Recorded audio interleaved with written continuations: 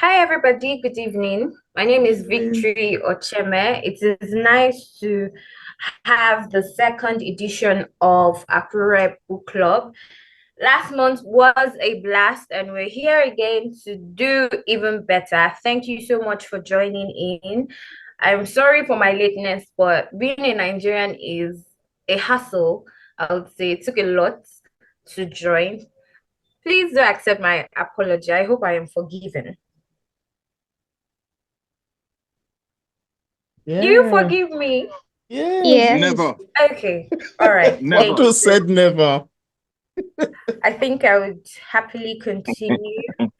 So right now, I believe Peter gave the introductory speech. Thank you so much for that.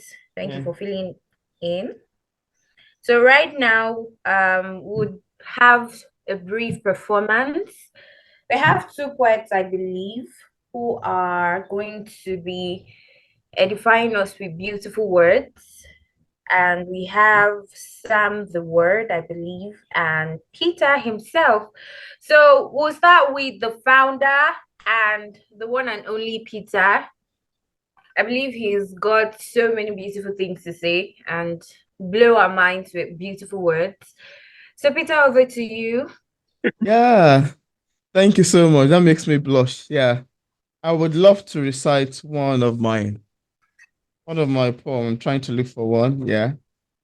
Sorry, I'm a bit scattered. Yeah, so um I would love to do one from my book, yeah. Fate in the Dungeon of Doom.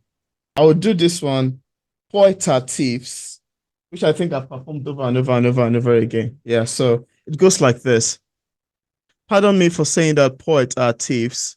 Maybe not all of them are thieves, but the real and passionate ones would have stolen in one way or the other. But exactly the poet steals. They steal books. My poetess friend told me that she has stolen a lot of books from the library. When I asked her how she managed to smuggle it, I still kept it inside my pants, she answered. I laughed and asked her why she did that. Because I'll be cashless if I keep buying every book I love to read, she replied. Well, I am also a thief. I cannot count how many books that I have stolen from the library. Books by the likes of Shakespeare, Chinua Achebe, Rebel Okara, J.B. Clark, Christopher Kibo, Wole Soyinka to mention a few. But has there been a renowned poet who hasn't stolen a book before? If you haven't stolen a book yet, I'd advise you to try it out. But you have to do it smartly so you won't get caught in the art. And even if you get caught in the art, tell the librarian that you're a poet and that stealing a book isn't a crime for a poet. Tell her that you have to steal the book in order to return all that the society stole from us. That's what I have for today. Thank you. Oh, thank you so much, Peter. That was absolutely lovely. Do we have the second poet on here? I believe it's Sam. Hello, can you hear me? Oh, absolutely. Over to you, Sam. Thank you. Hold on. I wasn't actually going to recite today because I was feeling a little under the weather. However, I think I may change my mind if you bear with me 1 second. Unless there's someone else that wants to read right now while I find what it is that I'm looking for. Is there someone else to fill in the gap while I find this, retrieve this poem? Oh, well, I don't know if anybody would love to fill in the gap while you find the poem. I think we only have two performers actually. I will try and find a poem. Okay. I think I know that Okay. face. I'll have a look. I might have something, possibly. I wasn't expecting to do anything, but Okay, I think I might be upon it. Okay, here we go. I'm having to read it from my laptop because I'm having to scroll as I go ahead. I wasn't going to read because I consumed something that gave me an allergic reaction. So bear with me if I feel if I'm not completely on point. But I think you'll get the gist of it. It's called Africa's Holocaust. Oh, when they came, the stop of the heart, the drop of the drum, women fainted, their limbs fell numb. Some fought in vain while others did run from the ghost-faced pirates who came to snatch mother from daughter and father from son. They raped, pillaged, burned down the village before dragging us to their vessels of doom. Beaten, shackled, bleeding, bruised, kicking, screaming, dazed, confused. Chains cutting and rattling in the hole that stank. Profiteers of our tears. Lloyds of London, Thomas Cook and Barclays Bank. Vomit and piss watched our septic wounds. Suffocation by defecation. We prayed the Lord would throw us overboard like the infected cargo who sleep in watery graves. Those beautiful black, those lucky slaves. The dock, the bay, the cold display, the tar and branding and come what may. The weighing, the flogging, the checking, the batch. Paired for breeding, the strongest matched. Families forced to perform incestuous acts like beasts upon the plain. The horror, the guilt, the unspoken shame. Fields of malnourished children picking cotton or chopping cane. Slave labor that built England, America, Portugal, France, and Spain, and killed the indigenous tribes of the Caribbean. 100 million Africans murdered or displaced over 400 years. A sea of flesh, blood, and tears. No reparations, no apology. The final insult, no law was broken at the time. To commit such genocide back then was fine, apparently. Oh, thank That's you it. so much, Sam. Amazing. Thank you. Thank you. That was absolutely lovely. Amazing. I think I fall in love with your expression. It was very inviting. Thank you so much. Thank you. Thank you for bearing with me. It gets Okay, emotional when I read Tolu. those poems. All right. Tolu, you are raising a hand. Do you have something to say? No, I was just clapping. That's a clap reaction. All right. So right now we are heading to our open discussion. I think this is my favorite aspect of our book club meeting. I believe we've all read the book, and I hope we enjoyed it. There were so many notable topics and subjects that the book addressed in very beautiful ways. Not condescending, not dramatic, but very, very educating. So, one of the things the book is a book to full love, and one of the things it addresses is the reading culture. We did talk about the reading culture last month, but there was something that he said. He said that books are likely being replaced by social media. So, how then can we help, or what can be done to change the reading culture? How do we help our youth, our children, and how do we help them accept reading? It's easier to watch a video than to read a line. So, how can we change this situation? Who's going first? I don't mind. Everyone suddenly went quiet. I was just saying I don't mind to go first. Did you get my question? Yeah, I got Yeah. your question. Yeah, can you hear me? Yeah, I can hear you. Please Yeah, go I don't on. mind to go first. I think it's a very good question, and I think you're talking about the right group of people, the children. It's all about the children, and I think we need to introduce the children like to books, to our books. There's a lot of books out there that don't make good reading, but the books that I've been reading lately, the books that are right, and the books that I've seen. Well, I've read 2 books from this book club, and the books have been amazing. And I know that if any children is exposed to that type of material, then I'm sure they take a love to reading. Yeah. Okay, who else has something to say? I think, if you permit me, I think if we have book clubs where children can come and write scripts and so on jointly, collaborate in writing, where they can write themselves into the theme and things like this, it will give them a different energy and participation. And I think it will become more descriptive for them and more enjoyable. And then they'd probably want to read other material and so on, because it'll put them in that vein. You know what I'm saying? I think you have to participate with them to bring them in. You know what I mean? Not just throw them a book and let them sit down. If you participate with them and make them feel part of the creation of something, then, you know, kids are creative and they need to have that stimuli. You understand? I think that might help. All right. Who else wants to contribute? Peter behind the glasses. I don't think I even have anything to say concerning that. Within culture, yeah, what can be done about it? I think it's an individual issue. It's an individual issue. People need to develop more likeness for literature. You know, this couple months of even hosting a book club itself, to me, I can see how draining the reading culture is. And if, well, you know, yeah, I think it's a personal thing. The one would want to work on, like Paul mentioned, if we are introduced to these things at an early age, it will kind of help more people to develop likeness for reading and literature and things like this. Yeah. All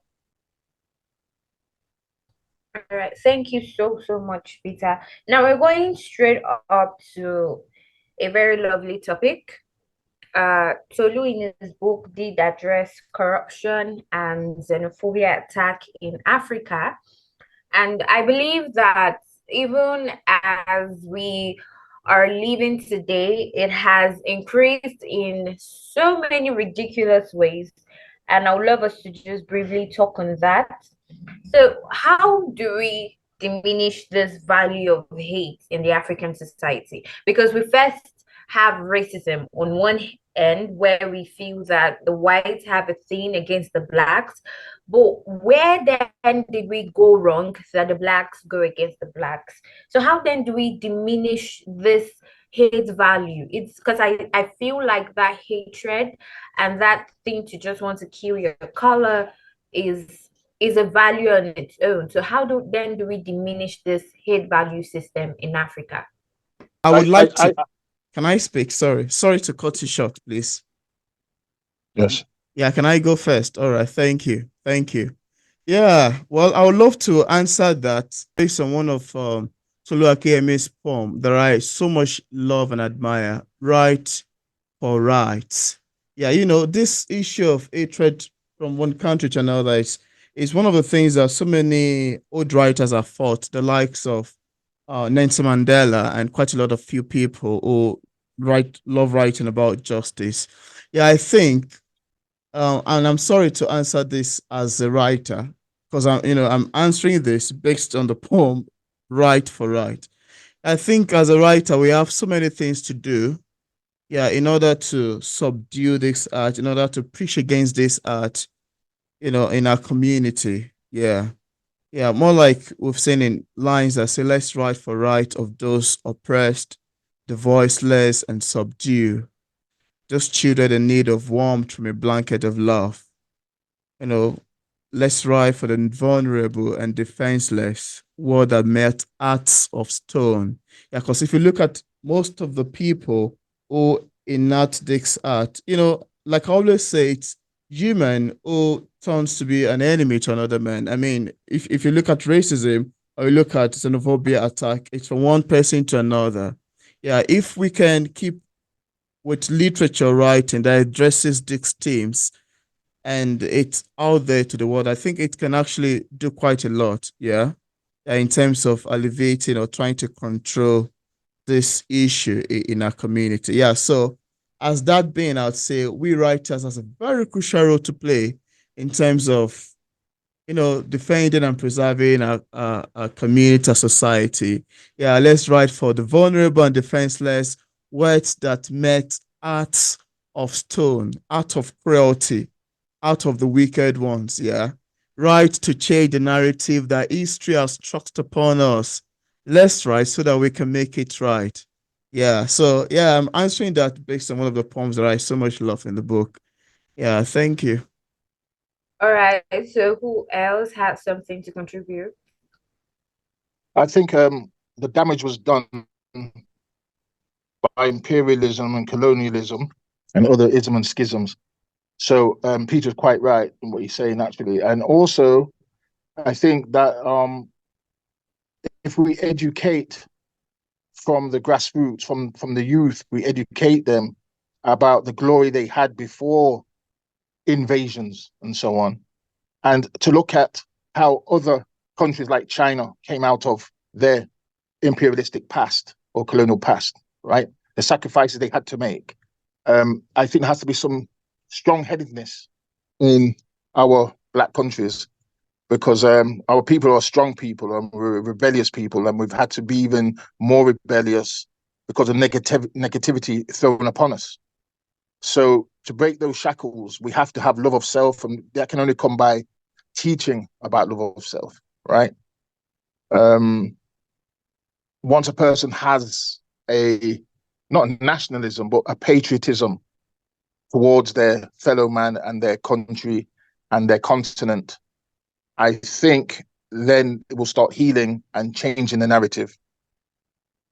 Mm. But a lot of work has to be done. Schools, mainly schools, I suppose, have to start there. People have to maybe have corners where they stand up and speak about the glorification of black people, make them understand themselves and to respect themselves and appreciate themselves. Then they will not try to destroy themselves. They'll try to elevate themselves. I think it's about knowledge, really. Knowledge of self. All right, that's good. That's good. But I do have a contempt. Do you think that teaching children on the value of being black would really help with the issue of xenophobia? Because if we look at it, it's more of something that's stemming from the government. I once read this piece where it said that many a times the government tries to put in some invaluable system, and this system degrades people's mindset in the sense that right now, if we talk about education, many people are looking forward to earning, they're looking forward to eat. The essentials of good living in Africa is like really, really at its all-time low. So how then would education come through amidst the hardship that we have right now as regarding xenophobia and corruption? I think only one, unless sorry, I spoke already. Does someone else want to speak? Sorry.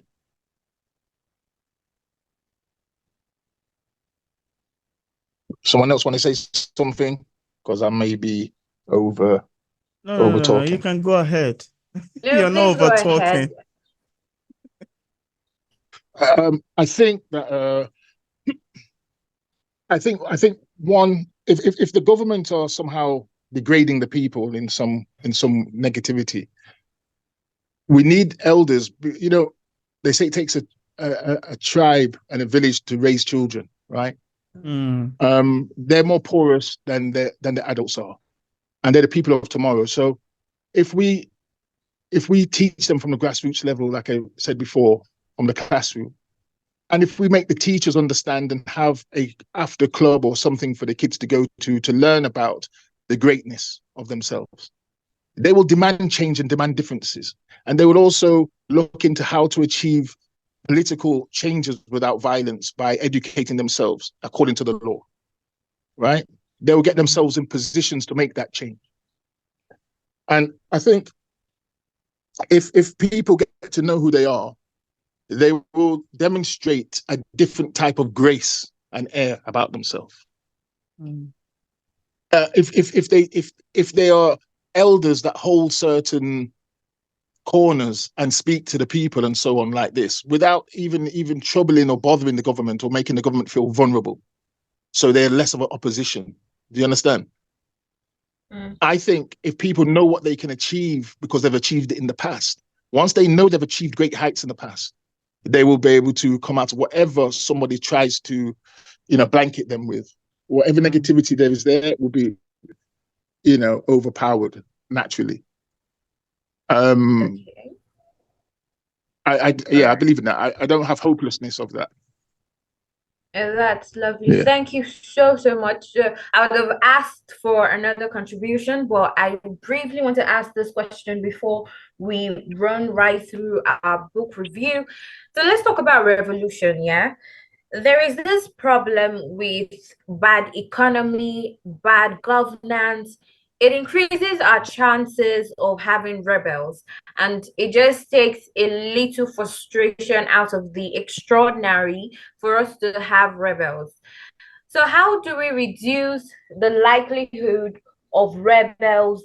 How do we work towards a better future? How do we help that the power isn't transferred? Because right now we're complaining about bad governance because of the way they're taking economic problems.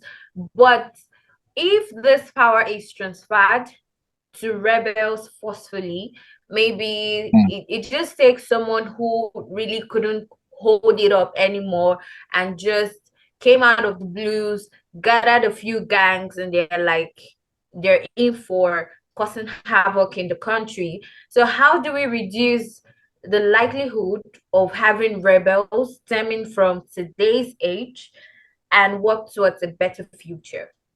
I would say something, but I'm quite heavily opinionated and I'm aware of myself.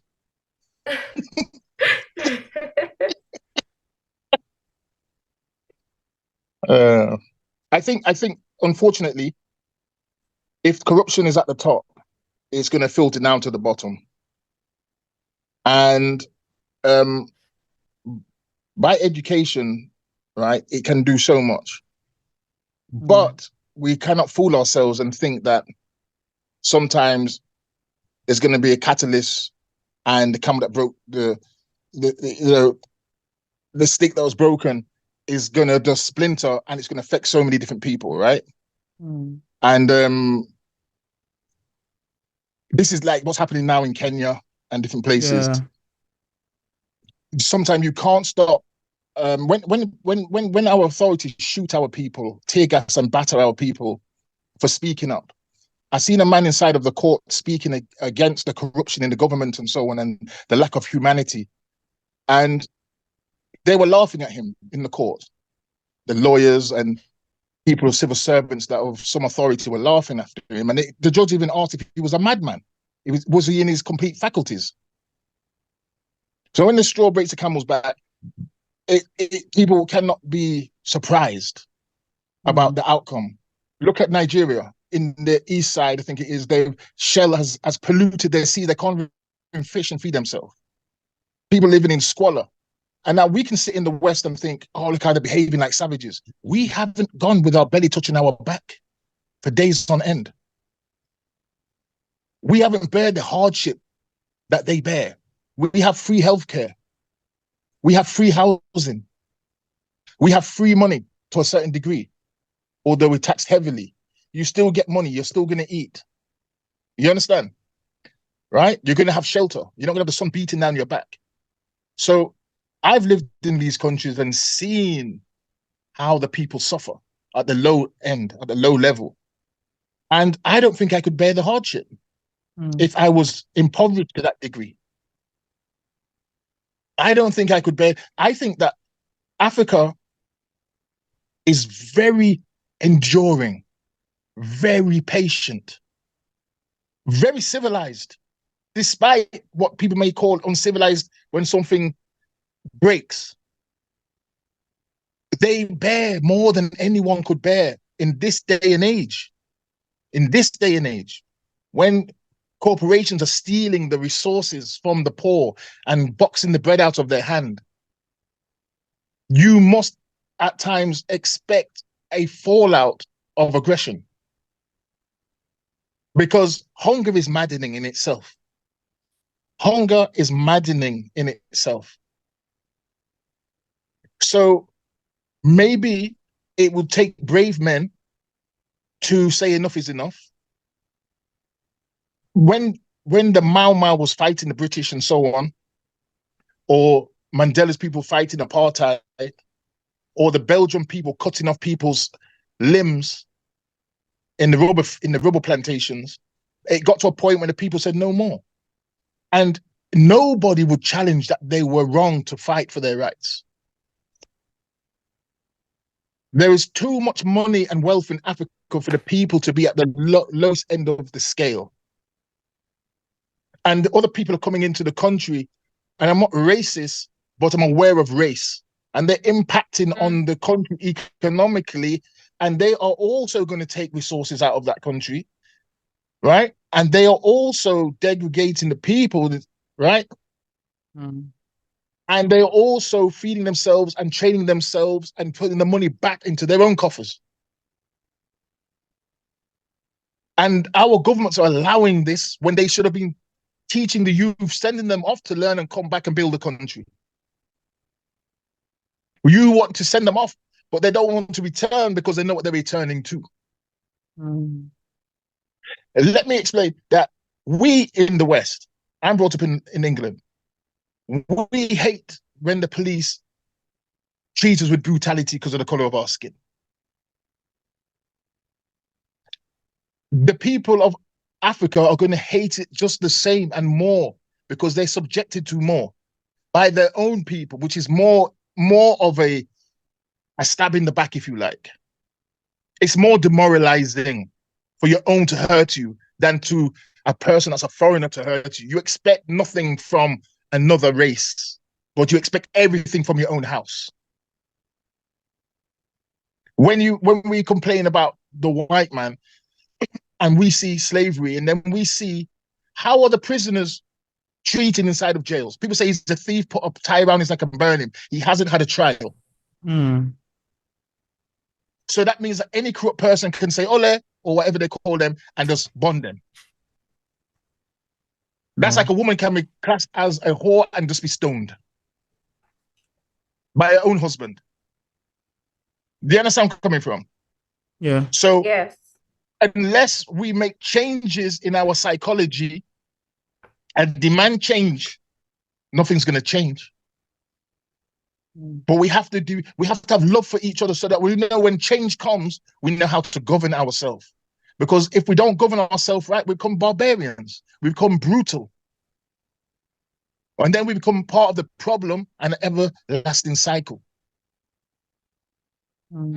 So we have to have love. Let me tell you something. Black people have to love themselves. They can only know about loving themselves, one, religiously sometimes historically, to know what grace they came from. And they have to understand how men fall. And any man can fall. Any Rome fell. But they quickly assembled back together and became Spain, France, whatever else have you. Right? Yeah. And the New World. And one thing about them is, you can't call them stupid because they know how to defeat other people and bring the money home. We know how to defeat ourselves. Don't think they're less of a barbarian. They're more of a barbarian. They're just clever with it because they have an agenda. They have a plan. Keep Africa poor so they can live rich. Because nothing really grows what really grows in Britain is an island. Africa used to feed Saudi Arabia. Somalia and Sudan used to feed Saudi Arabia. Egypt used to send grain to Persia. Right? So we know that even like Nigeria is a sleeping giant. It has everything from crayfish to oil, gold and all kind of minerals. They have everything. The people should be the richest. They should be snubbing the world right now. But if you go into the hospitals, you look and see a woman's baby died, and when she was crying about her baby, they took her to open up the fridge where the babies are kept, the past babies, And they said, look, do you think you're the only one? Look now, see? And they flung another baby in there and shut the door. They flung it in there like it was chips, right? That becomes from hard life, hardship, treated as if you're subhuman, looked upon as no one going anywhere. So everyone becomes crab in the barrel. And that happens in Jamaica, Trinidad, Afro-America. That happens all over where there's black people. Wow.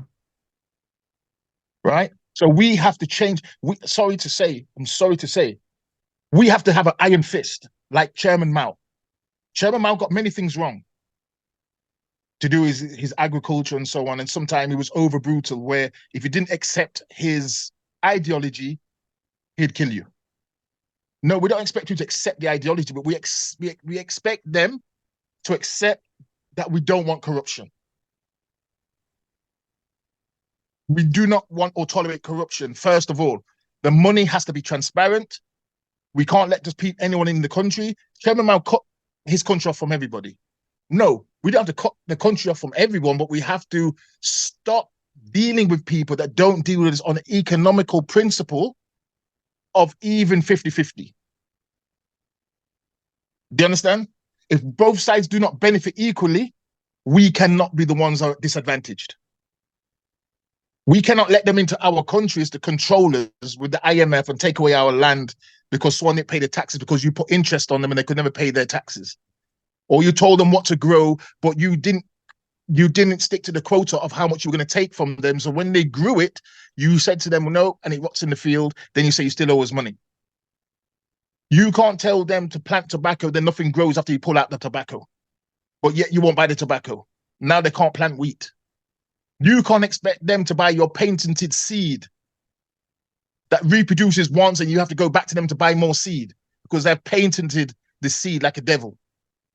And they have also given you now the chemicals you have to put on the seed to make that seed grow into whatever you need. So without the chemical, you have to buy the chemical from them, you have to buy the seed from them, right? And the GMO, whatever they're planting, is also giving you tumors. Now you've got to buy the poison medical so-called cure from them. So it's a whole system that needs shattering. It's the whole mindset that needs dealing with. Who is allowing them to do this? Are they humans?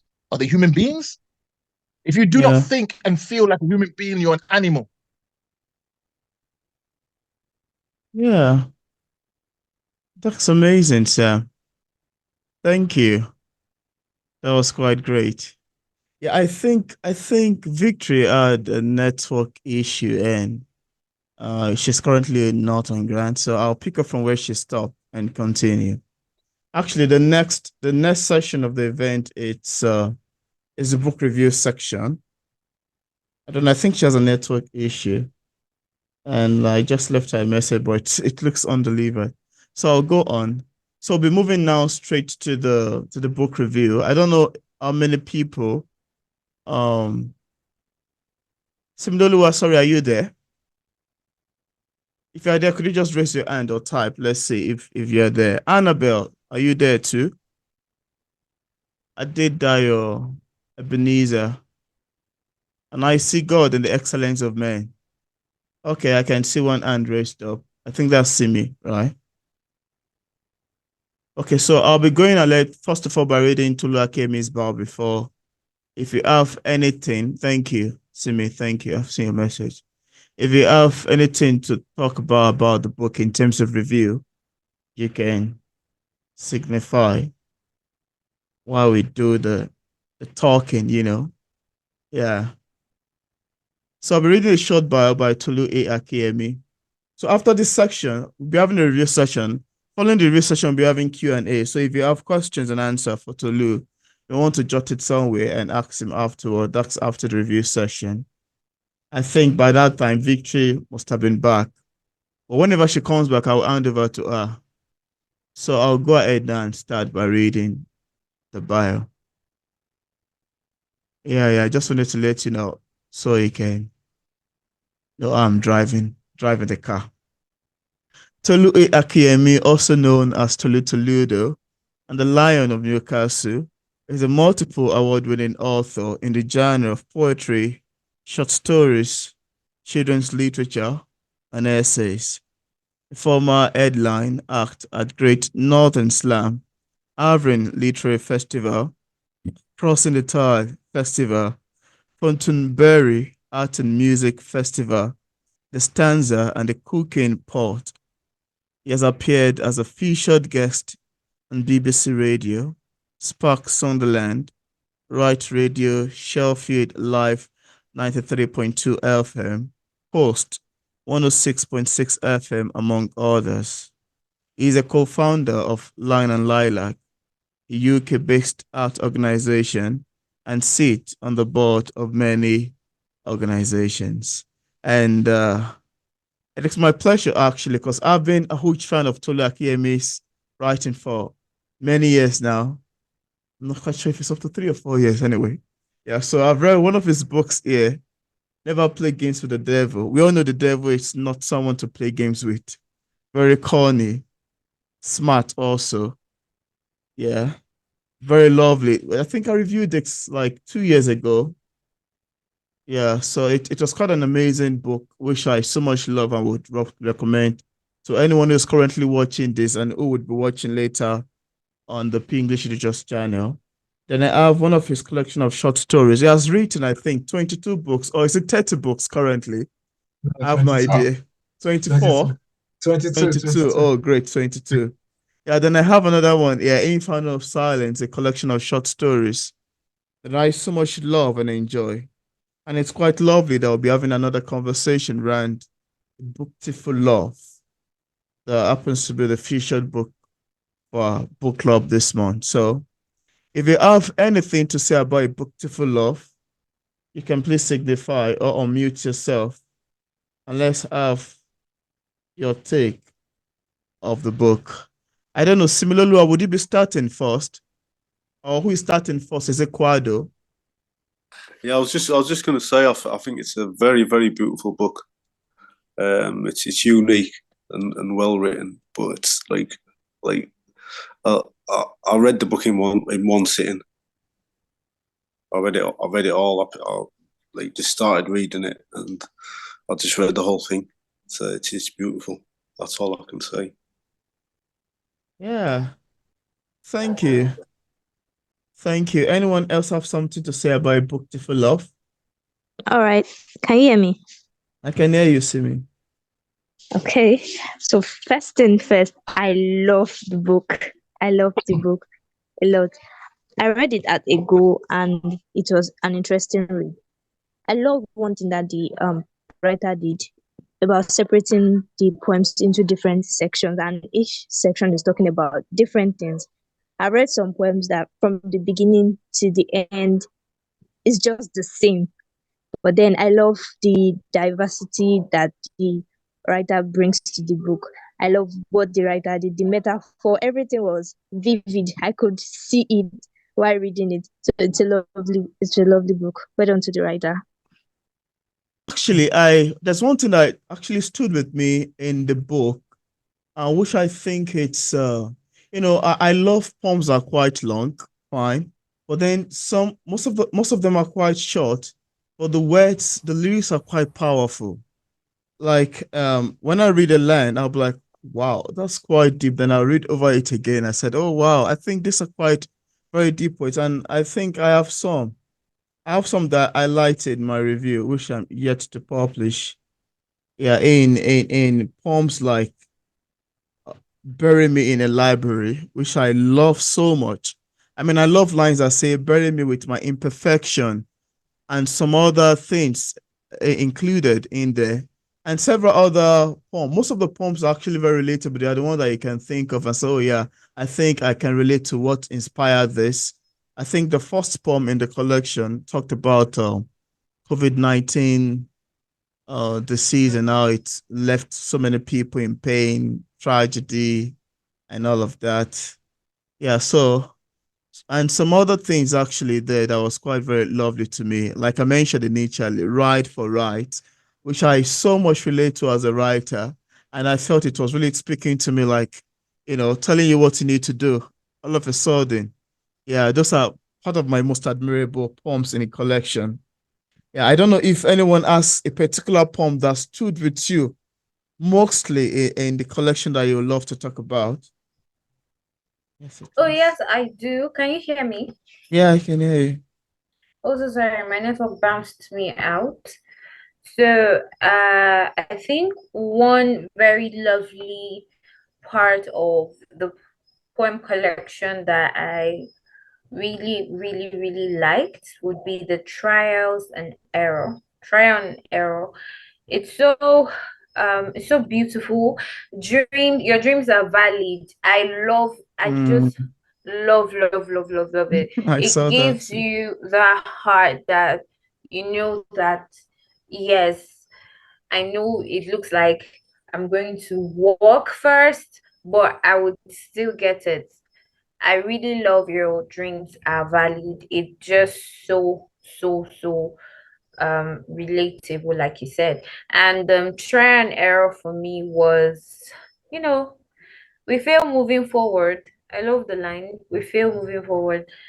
You know, life can be very, very funny, but in the many things that would go wrong, we still have to try.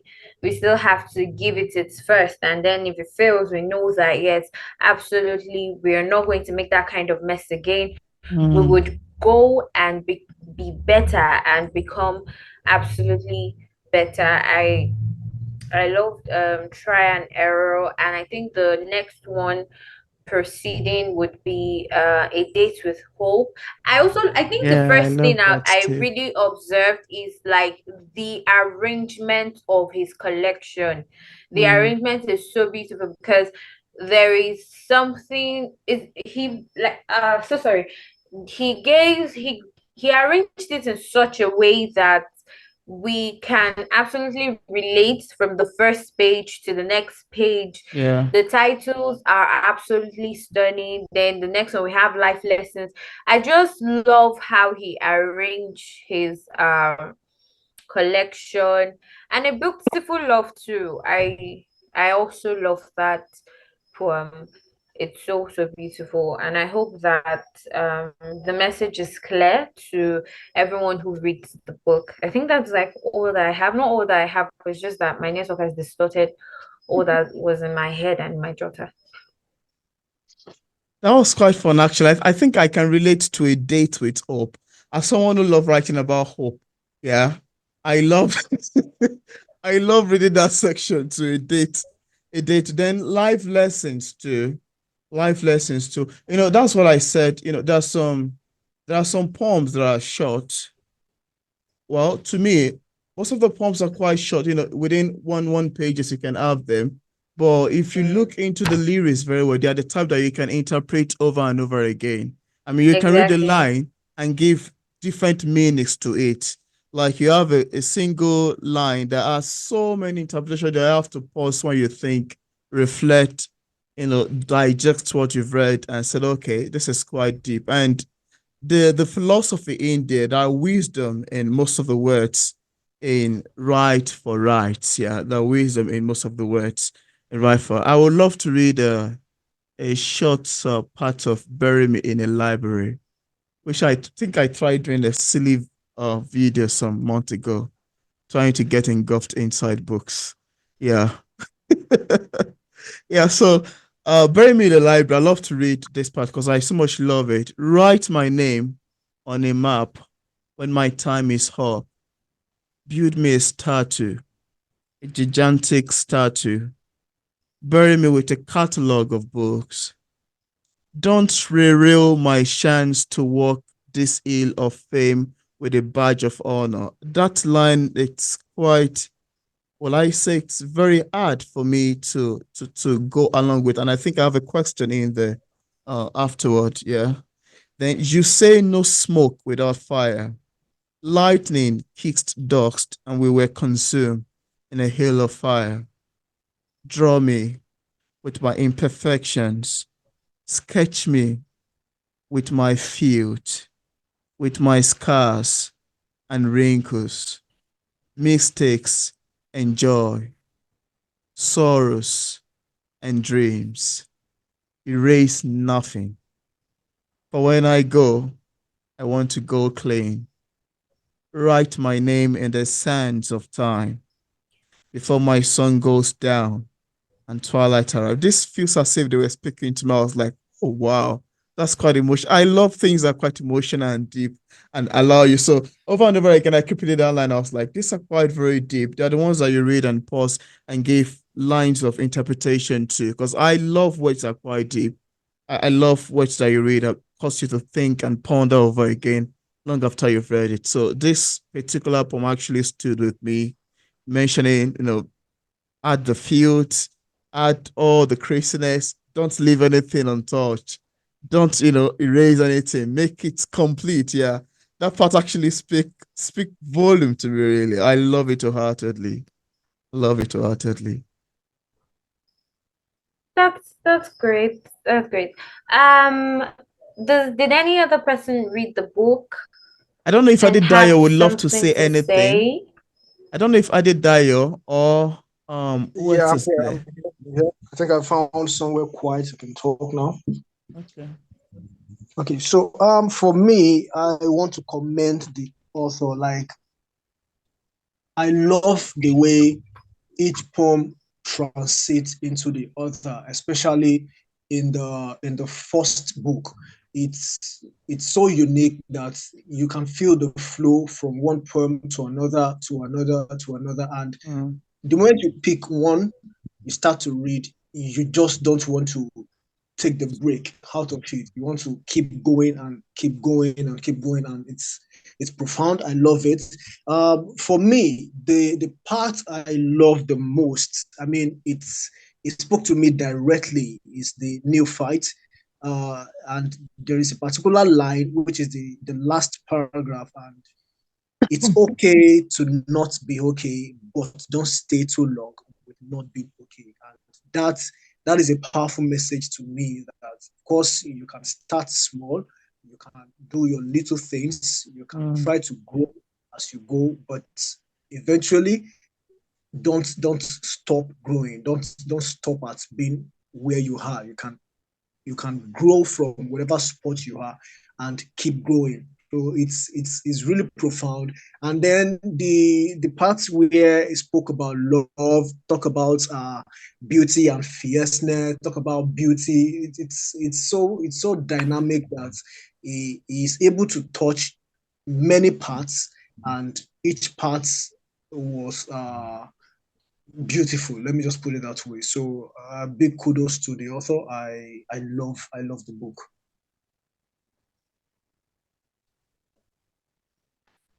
And applause, Similoluwa, you're raising a hand. You have something to say? Oh yes, I do. I want to Okay, please. yes, I want to mention the poems that stood out for me. I have two. So Peter had mentioned one, that's Bury Me in the Library. Then the other one that stood out for me is Starved. Starved is like the last one of the last poems in the book. And I love mm, Starved because of the way it is written. Starved is a prose poem. I love prose poems.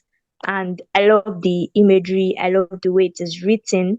It's every paragraph transcends into the other. And the ending is quite shocking for me. It's quite shocking. I love that. It made me go through different kind of emotions to get to that point. So it's a very beautiful poem. Really. Thank you. Oh, that is lovely. Thank you so much, Similoluwa. Does any other person have a comment to give? I don't have a criticism though, but I want the good ones to come in first. Any other person? All right. So, in the absence of none, not like it's a bad criticism. It's just I just feel like it's a little stoic and so it's grief. And it says, how do you grieve the demise of a loved one with only fading memories to clutch? How do you fill the gaping hole? How do you wipe the the slate's clean, how do you accept sympathy? Through Facebook comments and likes, blurry text messages with words like "May your soul rest in perfect peace" or a register of condolences. How do you deal with loss? Does time heal the wounds and we all move on as if and is finally how do you manage grief? I feel that if someone who just lost a loved one um reads this poem, it just feels like the person will feel more bitter because how do you grieve holding the demise of it's just I don't know. I just feel that it's a little bitter and the message Okay. maybe it's just me but the message that it reads right here in my head is that maybe Facebook comments can't do anything or you know wounds don't heal with time you know I was expecting when I started reading it I was expecting like the last lines would have a clear message on grief itself but it just On went on with condolence. exactly so it just went I with think this very odd vibe and I just feel that if someone in a very very grieving state reads it it just feels Mm. like there was life worth living for because many people run to social media when they are grieving trying to like hold everything up but in your words it feels like Facebook or social media can't really do anything about it so I think Yeah. that's like I think that okay. will be a question for Tolu, but I think I see similarly I want to say something. okay. Oh yeah, I want to say something about the poem. Oh, I'm at the poem now. The title of the poem is Grief. For me, I feel this poem is a. When I actually read the first two lines, it stuck with me. I was in a bus when I was reading it. I was traveling when I was reading this particular place. I remember very well. So this poem is talking about grief. Sometimes, okay, when we talk about grief, we expect comfort at the end of it. Okay, like you said, there should be condolences at the end of it. But then grief can also be grief when you are expressing okay when he's writing a love poem maybe he's describing the partner so there is no even though there is no concluding thing at the end of the poem you get the Mm. message okay I'm describing how beautiful or how much I love my partner but then grief does not have to end with comfort yes wants to snap out of grief but grief is a whole emotion on its own and it should be fully expressed I do. Grief does not need to end with comfort. I've written a poem that it's a grieving poem, and it did not end with comfort. So yes, I can relate to the writer. Grief is an emotion on its own, and it deserves to be expressed alone without any other thing coming with it. So that's it That's for me. more like you're throwing a question to your reader on how um to manage grief. But I think maybe that we are moving directly now into Q&A. Maybe Tolu would love to do justice to that concerning the Yes. question about grief and in your Yeah, poem. good evening, everyone, and yeah, great to Good be here. evening. Thank you, everyone, for your lovely comments about the book, and yeah, thank you, Peter, as well for inviting me. Yeah, I think as a doctor, like I've written like a full-length collection about grief as well, like on the train to hell, so I understand like grief, like different emotions that people go through when mourning the demise of a loved one. So I think this poem, the aim is for the reader to be able to, so it's like an open-ended poem, and it's for the reader to think through and see how would they manage grief themselves. So not like, would Facebook comments and likes, would blurry text messages, when all is said and done, and there's no time limit to grief. So when all is said and done, how would you manage grief? Because people just come type on Facebook, oh, rest in peace, Paul. Does he really do anything? Uh, Text messages, register of condolences. the way just move on with the messages, So the poem in itself is just like leaving it for the reader to interpret, to say, okay, this is the way I will manage grief, because the way I would grieve the loss of a loved one will be different from the way another person will grieve the loss of a loved one. So there's no manual to actually like manage grief. So the poem is just saying like not really prescribing to say, oh, this is how you should manage grief, but leaving it to the reader to say, okay, this is the way I would manage it if I were to be in that situation. So that was like when I wrote the poem. Does That's that great. answer your question? Victory, does that answer your question? Slightly. I don't know, but from Sorry. experience, I'm so sorry. Really I know, just, sorry, but from experience, grief is a very beautiful feeling. I don't see it as something bad, except if it comes with deep trauma. Grief always comes with trauma, but for me, though, when it comes to writing, I feel like as writers, we are to allow people appreciate every single emotion they feel, but at the same time, remind them of the oddity of that emotion. So I'm not saying that grief is in the book is bad, neither am I condescending the beauty of, because I really love how he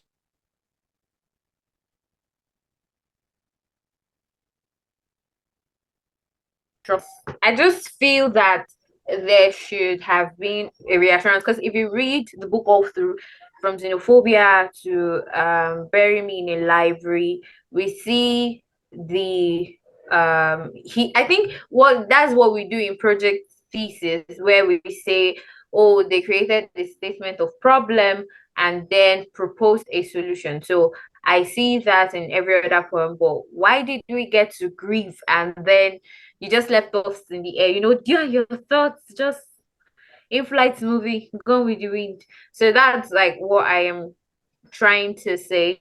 I just it's my perspective.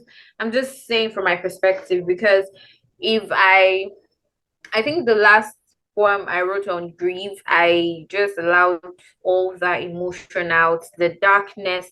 There's darkness in grief, and we shouldn't really allow it go so elevated, because I've seen people die from grief, not because they love that person to the core, but because they've entered so much into the emotion that they lost the light of reality.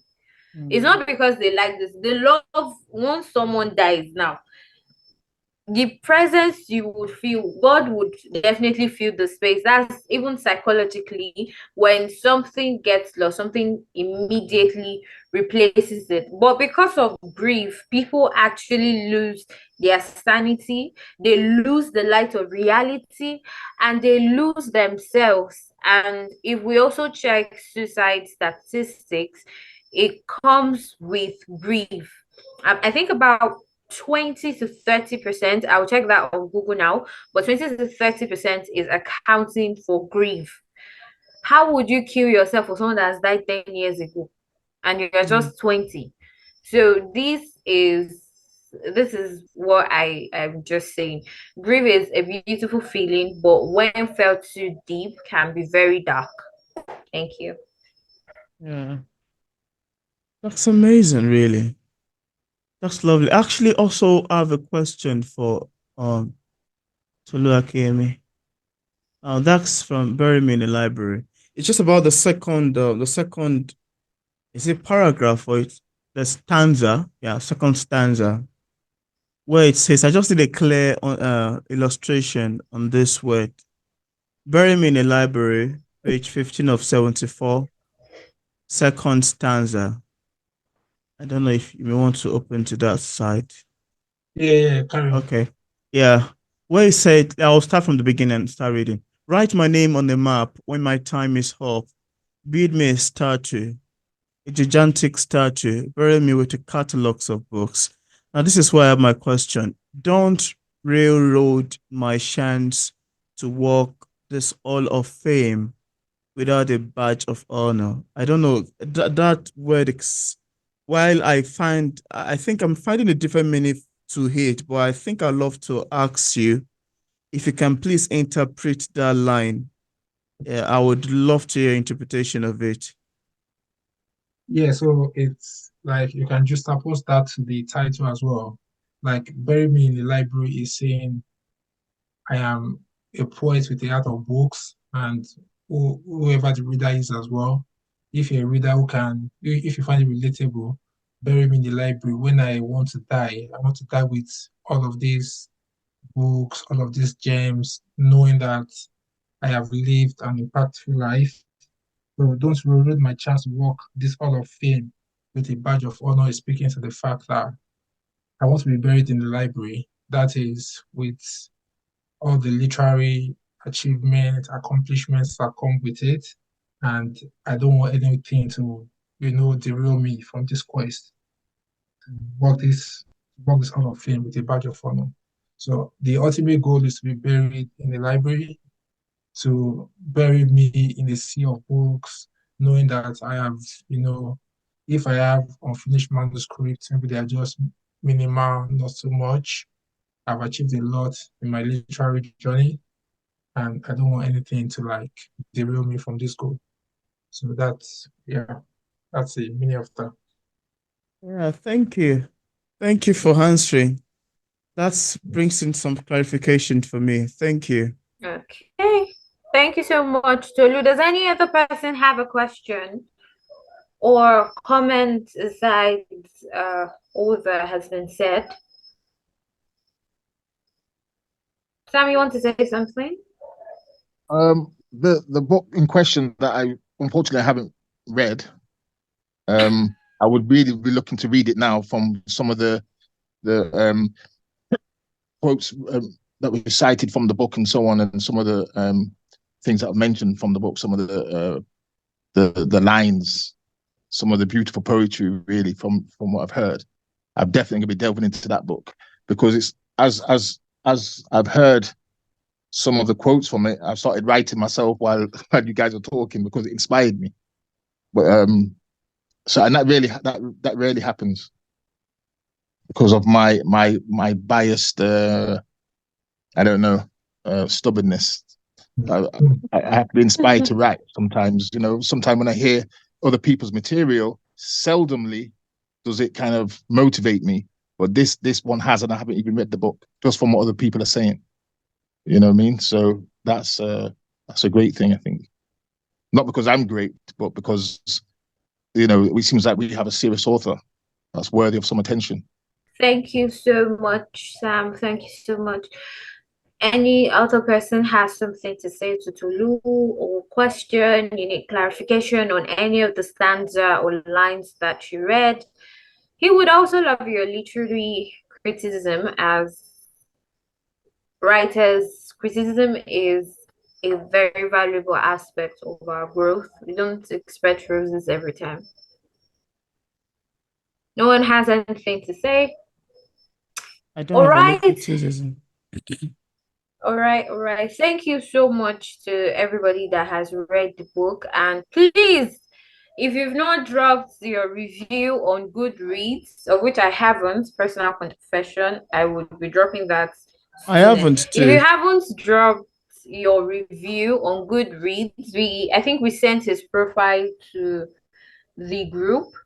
And Peter even gave out free cash for you guys. Well, I think people don't like free money. So but please, if you haven't dropped your review, please let's drop our reviews, as it would help. Everything you said, you don't even have to think of it. We've said a lot. Just pick the one that you feel says more of what you would likely write and drop it for him on Goodreads. All you have to do is sign up, and that's it. Give him a review and star rating. As you're dropping your reviews, give him a star rating. I think at this point we can all agree that He deserves the 5 stars because he has done astonishingly well with this piece. So please do well to drop a 5 star rating and drop your reviews. Thank you so much. And we'll be having our next book club, which will be online and physical. So if you loved today, if you loved all that we've been doing, please do well to join us. Either you're in Akure or you're not, please do well to join us for the next review. We'll be dropping the book.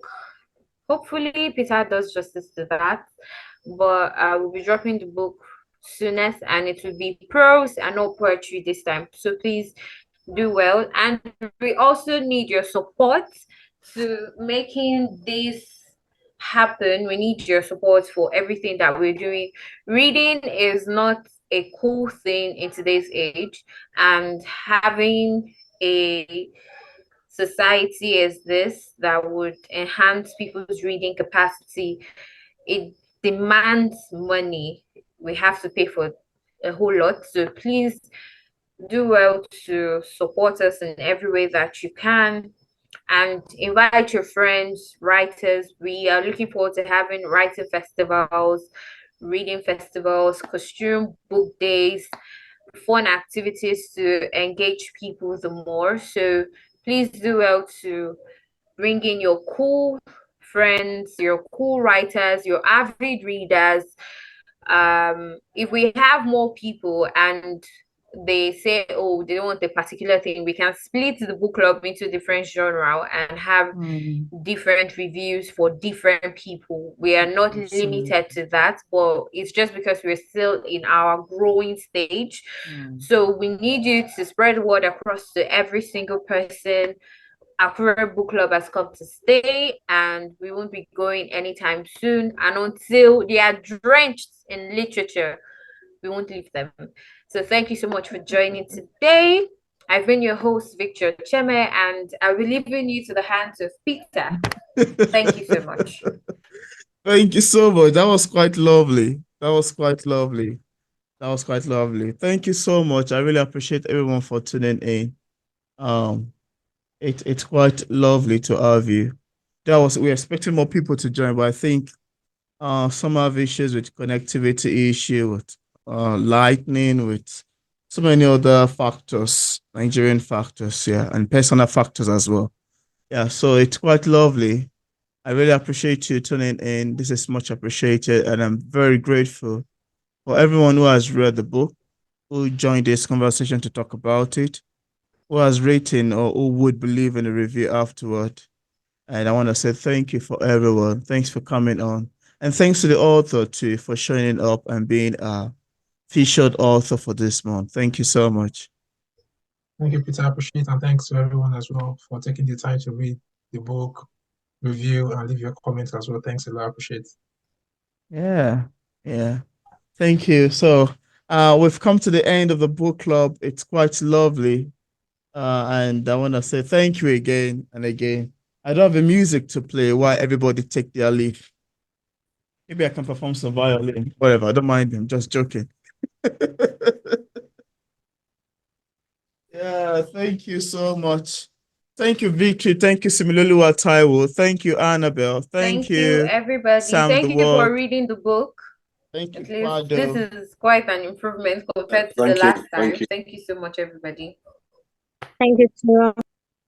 Thank you. Bye. Thank you, Toledo. Yeah, thanks, Peter. Thank you, Peter Okonkwo. Thank you, Peter. Thank you, Sam.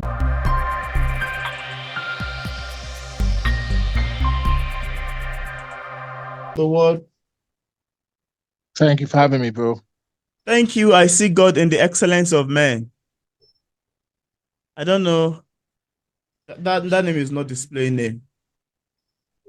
How are you doing, Quado? Yeah, I'm very good. Very good. Thank you. This is for the after party.